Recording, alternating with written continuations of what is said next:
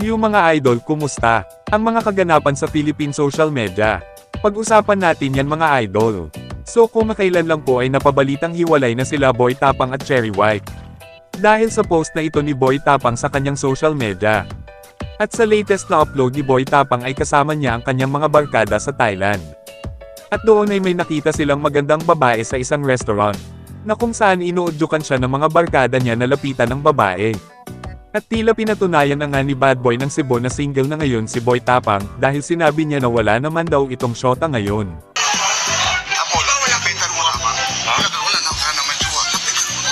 Paano masabi? At nang nilapitan na nga ang babae ni Boy Tapang ay sobrang ganda nga nito dahil may lahi itong foreigner pero marunong naman siya magsalita ng Tagalog. Tiyak na aabangan na naman ito ng mga netizen kung magiging jowa ba talaga ito ni Boy Tapang o for the content lang uli ito. Ano ang masasabi nyo sa bagong chicks na nakilala ni Boy Tapang mga idol? Sa kabilang banda naman mga idol, ay na-interview nga po si Kamangyan ni Drew Arellano sa kanyang programa sa TV na Biyahe ni Drew. Kung saan ay nagluto siya ng masasarap na seafoods. At ayon nga po sa dalaga ay medyo nahihiya pa siya nung una dahil hindi naman siya sanay ma-interview. Ganun pa man ay sinikap niya umano na mag-focus sa kanyang pagluluto para mawala ang kanyang tension. Talaga namang nakakatuwang panoorin itong si Kamangyan habang nagluluto. Kaya lalong dumadami ang kanyang mga subscribers at followers.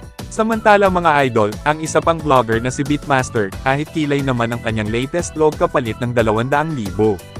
At marami nga po ang kumasa sa challenge na ito, kaya madami ding kilay ang naahit at nagmukhang alien. Si Beatmaster ay kilala sa mga content niya na talaga namang magastos, at talagang pinag-isipan ng maigi ang kanyang mga content. Kaya naman ilang araw pa lang ay milyon na ang views sa kanyang mga video.